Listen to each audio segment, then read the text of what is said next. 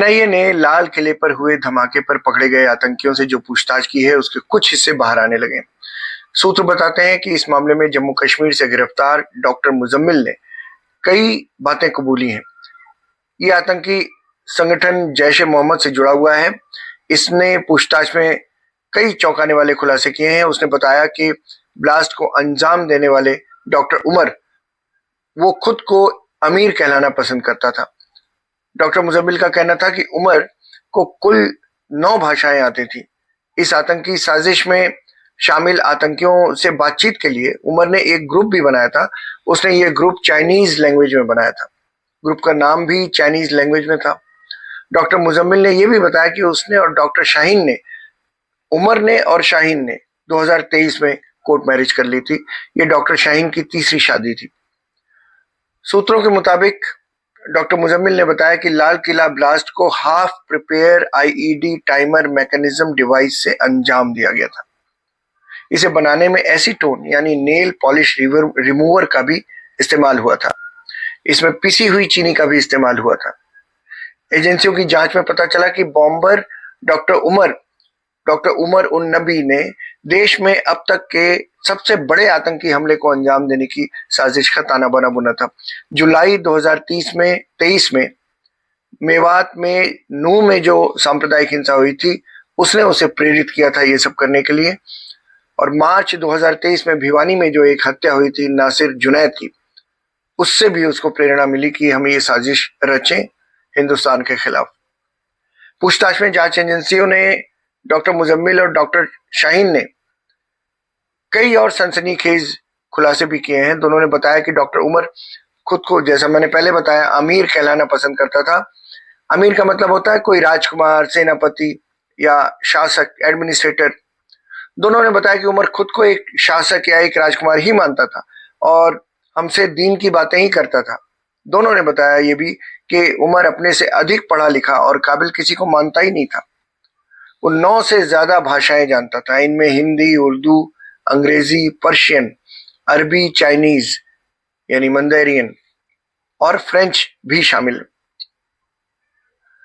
Doctor Muzammil के मुताबिक उमर की हैसियत और तजुर्बे के सामने वो खुद को एक मजदूर समझता था। मतलब इस तरह का उसका ऑरा था उमर का। उसने अपने गैंग के सामने जिस तरह का ऑरा बनाया था वो इसमें लीडर था। मुजम्मिल के मुताबिक उमर इतना ज्यादा पढ़ा लिखा और तेज दिमाग वाला था कि उसमें एक न्यूक्लियर साइंटिस्ट बनने की क्षमता थी। उसने बताया कि हमेशा दीन की बातें करने वाले डॉक्टर उमर में लीडरशिप की क्वालिटी कूट कूट कर भरी थी। वो हम सबको कंट्रोल करता था।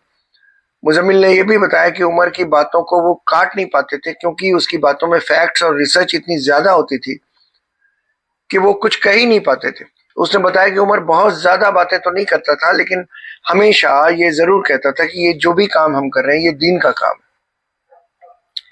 अब आप देखिए कैसे ब्रेन वॉश किया गया इन लोगों का। ये दीन का काम, ये उनका दीन कहता है। और वो ये भी कहता था कि इस पर सवाल करना मुनासिब नहीं है। मतलब हम जो तैयारी कर रहे हैं आतंक फैलाने की, इस पर सवाल ना करे कोई। यानी आतंक फैलाना दीन का काम है, ये उसका कहना था। सोचिए कितनी अपोजिट है। क्या इस्लाम आतंक फैलाने की बात करता है? नहीं करता। मेरे तो बहुत सारे मुसलमान दोस्त हैं, लेकिन कोई आतंक फैलाने की बात नहीं करता। तो किस तरह से इनका ब्रेन वॉश किया गया है ये देख सकते हैं आप। डॉक्टर मुजम्मिल ने यह भी बताया कि उमर ने मुझसे, डॉक्टर अदील, डॉक्टर शाहीन और मुफ्ती इरफान से हमेशा उमर कहता था कि देश का माहौल खराब हो गया है, पोलराइजेशन हो गया है, जेनोसाइड हो सकता है हम लोगों का, इसलिए हमको तैयार रहना चाहिए। जम्मू कश्मीर में जो आर्टिकल 370 हटाया गया था उसके बाद से उसके दिलो दिमाग में जम्मू कश्मीर में जो भी सिक्योरिटी फोर्सेस हैं तैनात, उनके प्रति बहुत ज्यादा नफरत थी। दोस्तों, सुरक्षा एजेंसियों को सोचना होगा। उमर के मन में थी तो ये वहां के बहुत सारे युवा हैं उनके मन में भी होगी। इसको कैसे निपटना है, कैसे टैकल करना है सुरक्षा एजेंसियों के खिलाफ, इस देश की सरकार के सामने बहुत बड़ा काम है।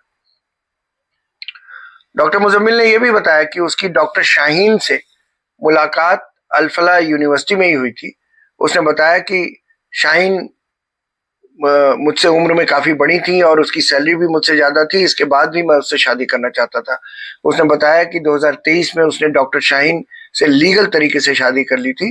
डॉक्टर मुजम्मिल के मुताबिक शाहीन का पहला पति मुंबई में रहता था और दूसरा पति गाजियाबाद में कपड़े की दुकान चलाता था और वो खुद उसका तीसरा पति था।